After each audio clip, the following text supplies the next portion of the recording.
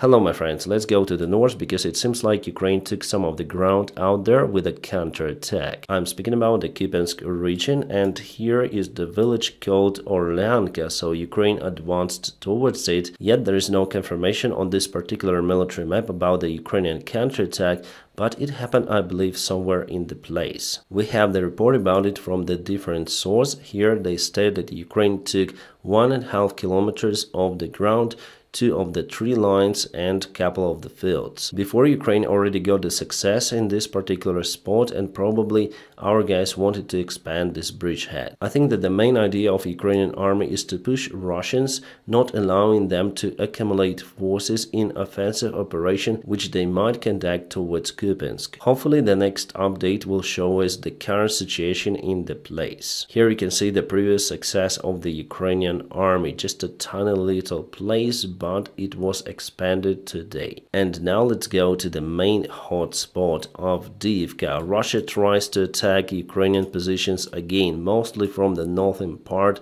unsuccessfully. One more Russian convoy was totally ambushed, and let's see the video from the drone. Sorry guys, the video itself is not yet available, just a screenshot with a Russian tank. Russians went to Stepova, but the tank was targeted as well as the Russian infantry forces, so Stepova is still under Ukrainian control, which is great. Some of the videos start to appear from the previous week about the Russian attack on the same direction in Stepova, where Russians used the T-90M Prorif tank. And the destiny of the tank is the same as other Russian vehicles in this sector. Recently I checked out the statistics for the Russian losses since the beginning of the war, and what can I say, Russia already lost more than 100 of those T-90 Prorif tanks. This is a very unique tank. As for the Russian Federation, they also have Armata tank, but Armata was mainly made for the corruption schemes inside the Russian army,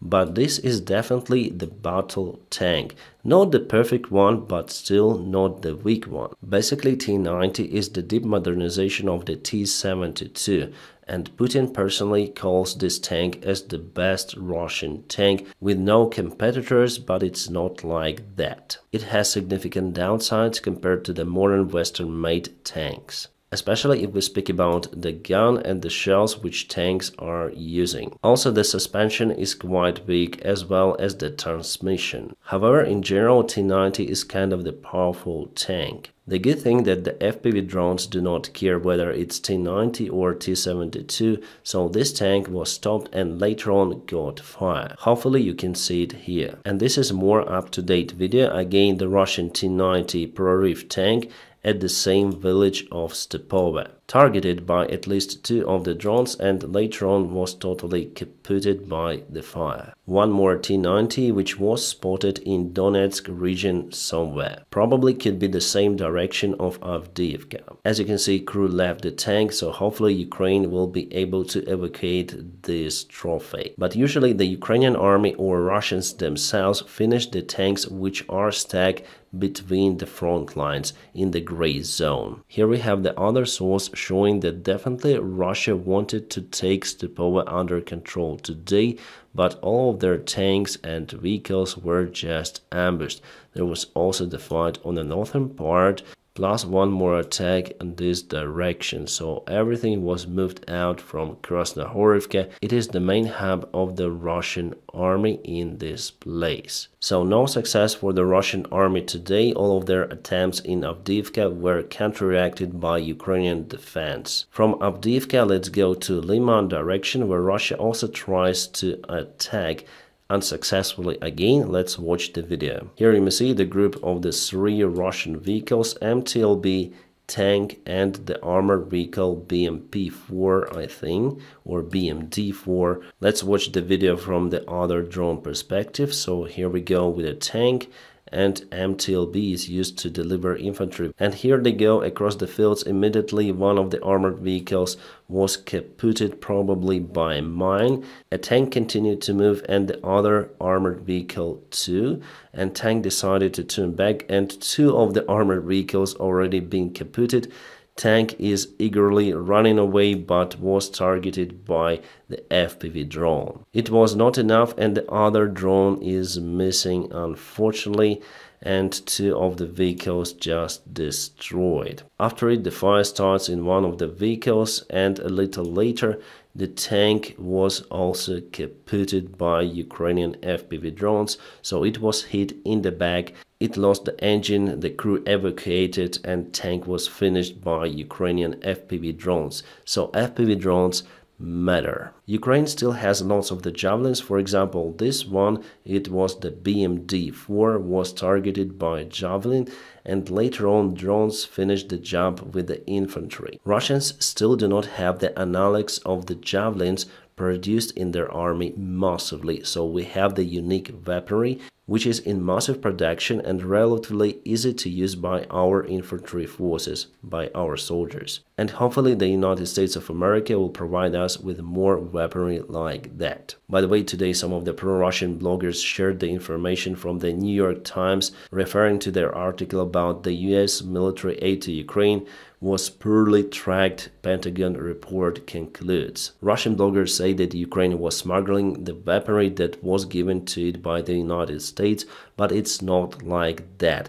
United States just poorly tracked the weaponry. It happened already the last year. A mistake in calculation of the quantity of the units and the price for them was done by Pentagon in 2023. Here exactly the same thing, so United States sent weaponry so fast that it's hard to track immediately. So they need to lift all of the documents about the storage of the weaponry and other stuff to conclude what kind of the military support actually they sent to Ukraine. It is not about Ukraine using weaponry in a different way. No, all of the units, as concluded in this article, are being used in Ukraine. There is no any confirmation that Ukraine smuggling the weaponry. No, we need weaponry to protect the territory. That's it. But pro-Russian bots are unstoppable. A Build analytic Repke came out with the article that Russians fall into the bridgehead trap. Finally, after the New York Times article that says that it's the failed Ukrainian operation,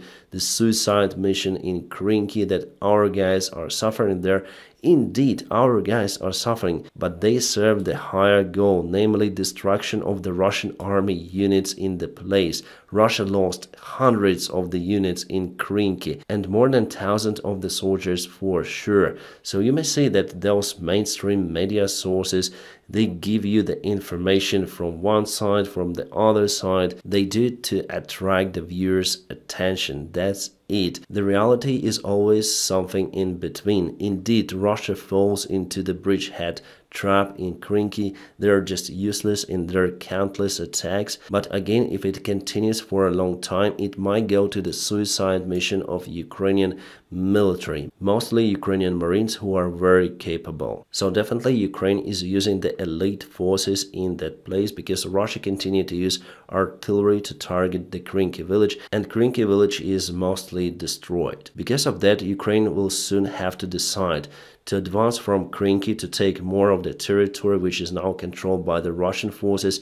to cut the main supply road for them, which is located around 5 kilometers from Krinky, or to move the forces out from Krinky because it finally might turn to the suicide mission if Russia would continue to use artillery on our positions.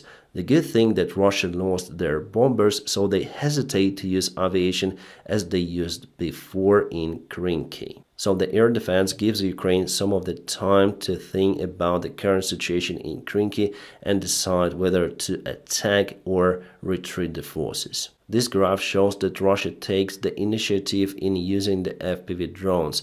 December was the first month then Russia used more of the FPV drones on infantry forces compared to Ukraine. Why is it happening like that? Because Russia has the government support of the FPV drone program.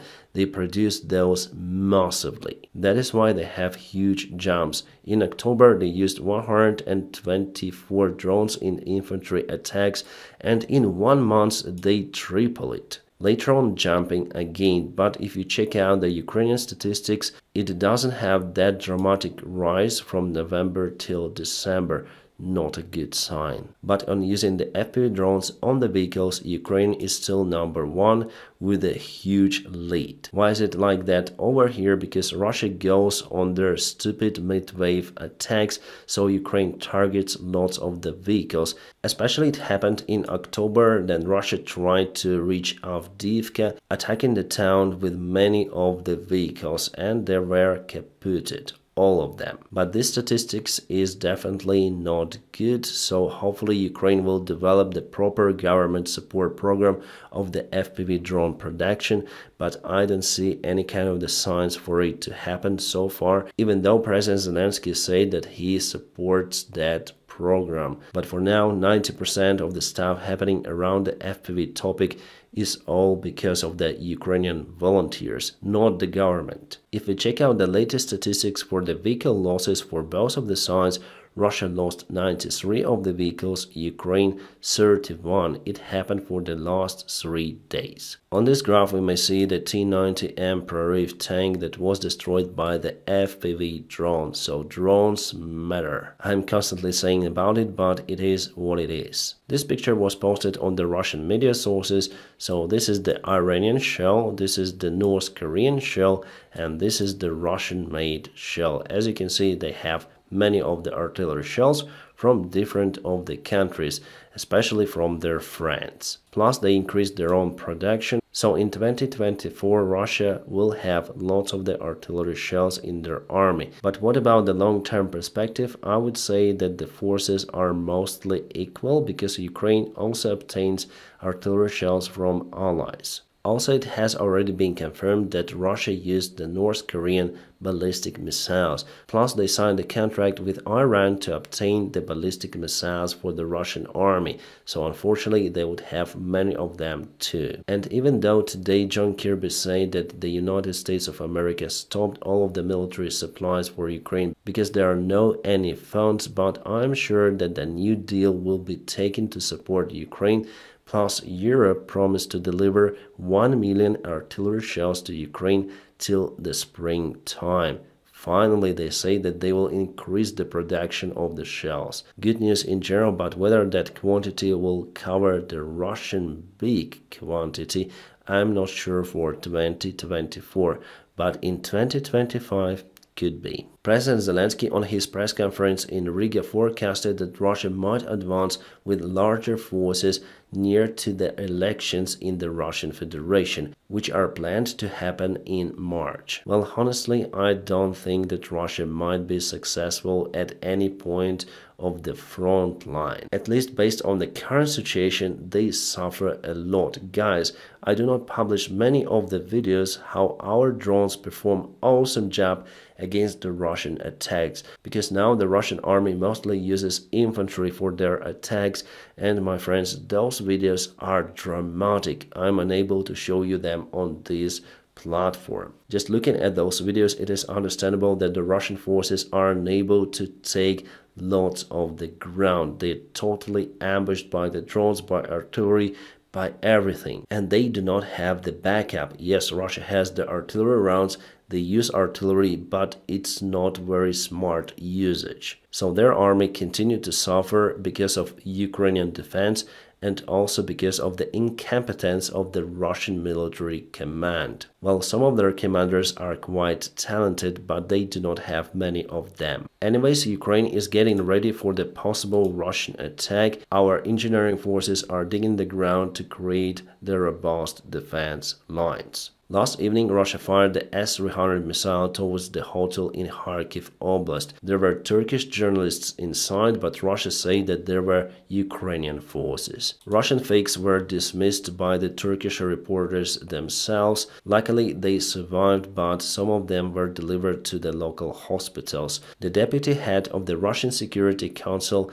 and the ex-Russian President Dmitry Medvedev say that Russia has used all kinds of the weaponry in Ukraine, excluding nuclear weaponry so far. And later on he created one more crazy post on Telegram threatening Ukraine with nukes again and again. Guys, that is what might happen to the brain if you drink lots of vodka. The White House administration agreed to confiscate $300 billion of the Russian assets all around the world, and now they are working with G7 countries to introduce the proper plan for the confiscation of the Russian money, and later on all of that stuff will be sent to Ukraine. If that step is done, Russia will suffer a lot. Russian officials even promised to cancel all of the diplomatic relations with the United States and all of the countries involved in the Russian money confiscation. Meanwhile, the Russian special military operation goes according to plan, and one sign of it that Russia started to put some of the barricades on the bus stops in Belgorod city, Russian Federation. I think that Putin planned that from the very beginning if he says that everything goes according to plan. Kind of interesting plan. The headquarters of the 70th Russian Rifle Regiment caught fire today in Chechnya. All of the documents were lost in this fire, and mostly soldiers from this particular regiment refused to fight in Ukraine. Interesting. At least we have this information in the article, so they were fighting in Ukraine, but at the end of 2022, they refused to conduct their orders and left their positions. Not all of them, but many. I think that it is connected to the success of the Ukrainian army at the end of 2022. Couple of words about the Gaza Strip. We have the latest update of the military map, let's say. So the northern part is fully under control by the IDF forces. They also continue to expand everywhere from this bridgehead and from this one plus near to the border with Egypt. So 100% that Israel will take Gaza Strip under its full control. You might say that there are some of the underground tunnels where Hamas might hide, but they will hide there not for a long time. Just imagine living in a tunnel for the rest of your life. No, it will not happen like that. They'll try to run probably to Egypt. But Egypt is kind of against it, and they are not even accepting refugees from the Gaza Strip, so they support Palestine, but they do not accept refugees. Kind of the strange policy by Egypt. So definitely it was a huge mistake from Hamas to attack Israel. My friends, and now please press a big like to this video. By doing so, you help me a lot. And also, if you want to support my job on YouTube, you may check out some of the links in a video description just below, which will help you to do so. Special thanks for my supporters on Patreon, plus the sponsors of my YouTube channel. Guys, thank you so much for your kind support. My friends, I wish you all a peaceful sky wherever you are, and have a great time.